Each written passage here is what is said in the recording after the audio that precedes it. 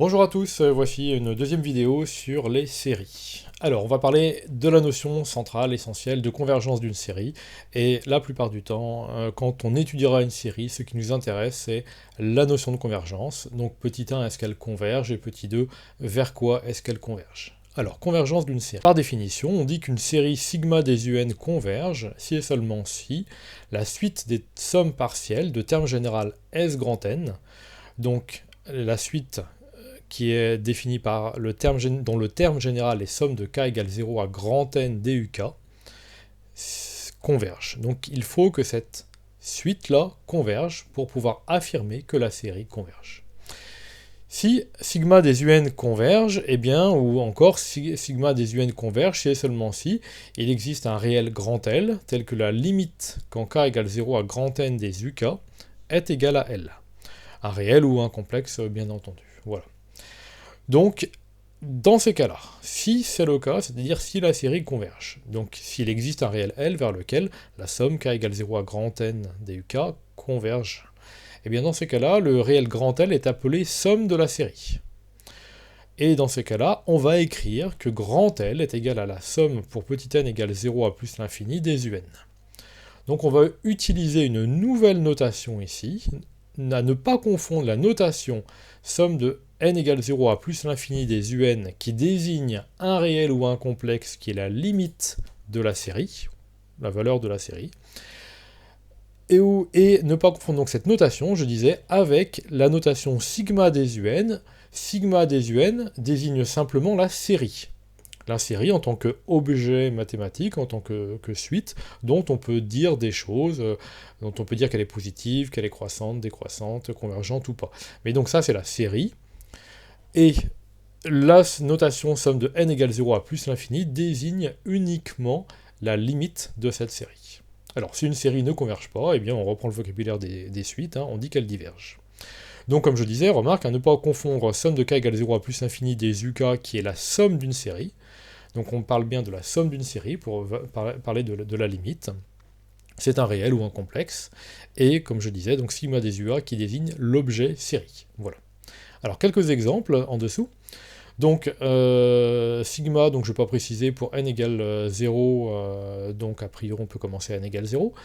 Donc des 1 demi puissance n, donc là c'est l'objet série, voilà, c'est la série de terme général, 1 demi puissance n. Et bien cette série-là, on peut affirmer qu'elle converge, et la somme en commençant à 0 de cette série est égale à 1 demi. Donc là, c'est la somme des termes d'une suite géométrique, classique, avec une raison comprise strictement entre moins 1 et 1. La série de termes général 1 sur k carré. Donc, cette série-là, sigma des 1 sur n2, c'est la même, enfin on peut l'écrire comme ça aussi. C'est une série qui converge, et en plus, là j'ai donné la somme d'abord, donc la somme de la série, c'est pi carré sur 6.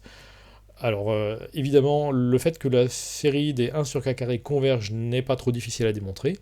Démontrer que la somme de la série est égale à pi2 sur 6, c'est quelque chose de plus difficile. On le fera en exercice cette année.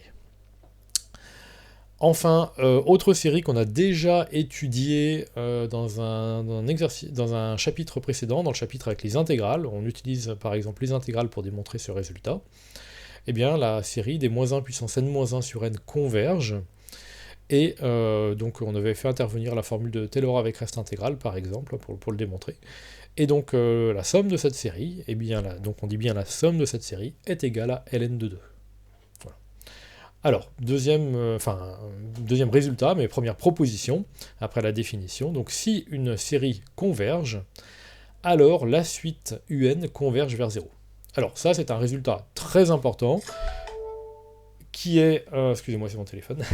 C'est un résultat très important, qu'on va utiliser énormément, même si, en fait, assez rapidement, ça va devenir un réflexe. C'est-à-dire que si une série converge, alors la suite de terme général UN converge vers 0.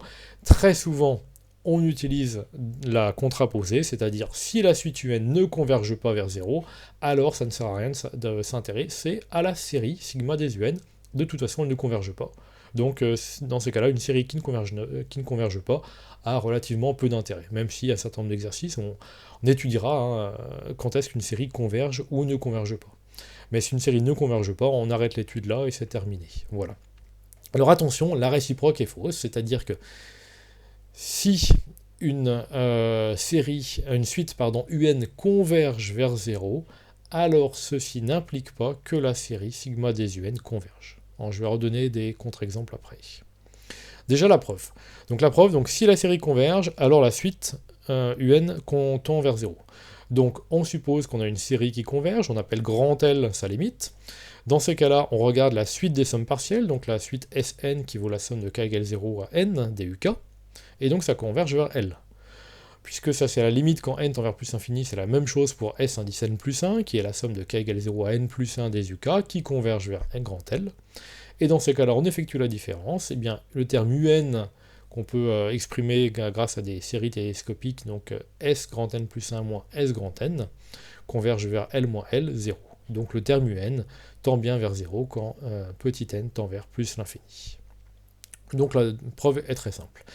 Donc je disais, si la suite UN n'admet pas 0 pour limite, alors la série diverge, donc ça c'est la contraposée, qui est régulièrement utilisée pour prouver qu'une série ne converge pas. L'influence du rang initial, deuxième remarque, donc l'influence du rang initial, c'est si la série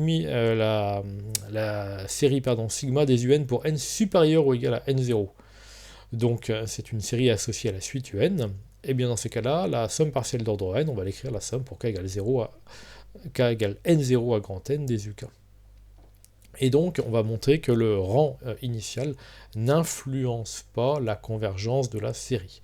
C'est-à-dire que, ici, donc, si la série sigma des UN converge, alors la série sigma des UN, peut-être il manque un petit UN, pour n supérieur ou égal à n0 converge aussi, peu importe qu'on ne commence pas au premier terme de la série. Et de même, si réciproquement, s'il existe un certain rang P0, tel que la série des UN pour n supérieur ou égal à P0 converge, alors la série sigma des UN converge. Donc la convergence, en fait, c'est ce qu'exprime cette proposition 3, la convergence de la série ne dépend pas du tout de savoir à partir de quel terme est-ce qu'on regarde la série. La somme, oui. Par contre, si la série converge, elle a une somme. Et effectuer le calcul de la somme à partir d'un certain n0 ou à partir de 0 ou à partir de 1, ça peut évidemment influencer la valeur de la somme de la série. Et en général, ça va même modifier la somme de la série. Mais ça, c'est uniquement dans le cas où une série converge. Alors que cette proposition-là ne dit pas ce qui se passe sur la somme, mais elle dit, est-ce que la série converge, oui ou non? Eh bien, pour regarder la convergence de la série, on peut regarder la suite des sommes partielles, mais à partir du rang qu'on a envie de regarder. Voilà. Donc parfois, on ne regardera pas les premiers termes parce qu'ils sont un petit peu particuliers, et puis on regardera seulement à partir d'un certain rang.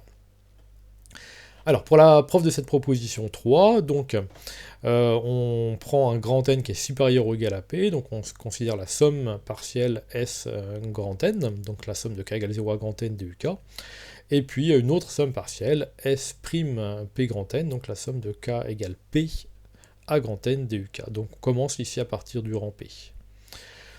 Et bien dans ces cas-là, S grand N est égal à SP-1 plus S'P grand N. Dans Sp-1, il y a la somme de tous les termes jusqu'au rang P-1, et dans la somme S'Pn, qui est ici, il y a la somme de tous les termes, mais à partir du rang P.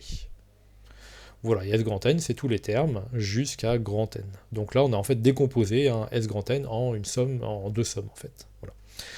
Si la série converge, dans ces cas-là, il existe un certain L, qui va être la somme de la série, donc tel que S grand N converge vers L. Et donc dans ces cas-là, peu importe le rang, S' P grand N, qui est égal, on peut l'isoler à S grand N moins SP-1, va converger vers grand L moins SP-1. Donc il converge bien, S' P grand N. Donc là vous voyez qu'on a opéré le S' P grand N, on l'a décomposé comme SP-1 plus, comme S grand N moins SP-1. Donc on a regardé ici une différence de suite, S indice P-1 étant constant. Voilà, donc on a utilisé les résultats sur les suites. Réciproquement, si la série sigma des UN converge, alors donc il existe un certain L', donc converge, mais à partir d'un certain rang, il existe un L' tel que donc la suite de termes général, donc S'P0 grand N, donc de termes général UN, mais qui commence à P0 converge vers L'. Et dans ce cas-là, la suite S grand N, donc la somme partielle de la série, s'écrit sous la forme quand n tend vers plus infini à L' plus S P0-1, donc S P0-1 contient tous les termes jusqu'à P0 qui n'étaient, enfin P0 exclu, qui n'étaient pas compris dans S' P0 grand N. Donc à nouveau, on utilise des résultats sur les sommes de suites. On a deux S' P0 s'écrit comme une somme de deux suites. Pardon, S' grand N s'écrit comme une somme de deux suites ici, avec P0 à la place de P. Et l'une est constante et l'autre converge. Donc la suite S grand N converge, donc la série converge. Voilà. Pour revenir un petit peu en arrière, je disais sur la réciproque, tout à l'heure, je n'ai pas mis la réciproque qui est fausse, là, si la série converge, alors le terme général tend vers 0. Un exemple absolument à avoir en tête, c'est la série harmonique. La sigma pour k égale 1 à plus l'infini, ou k, enfin à partir de k égale 1, des 1 sur k. Donc là, c'est la série harmonique. Le terme général 1 sur k tend vers 0 quand k tend vers plus l'infini, mais la série sigma des 1 sur k diverge vers plus l'infini. Voilà. Donc le terme général tend vers 0, mais la série diverge. Donc le fait que la suite converge vers 0, ce n'est pas une condition nécessaire et suffisante. C'est nécessaire, mais ce n'est pas suffisant pour que la série converge.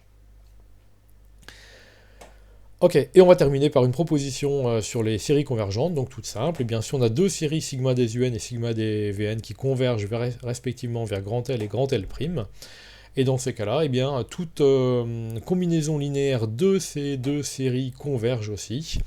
Et dans ce cas-là, si on commence au même rang, donc la somme de la série combinaison linéaire des deux séries, eh bien cette somme est égale à la combinaison linéaire des sommes des séries.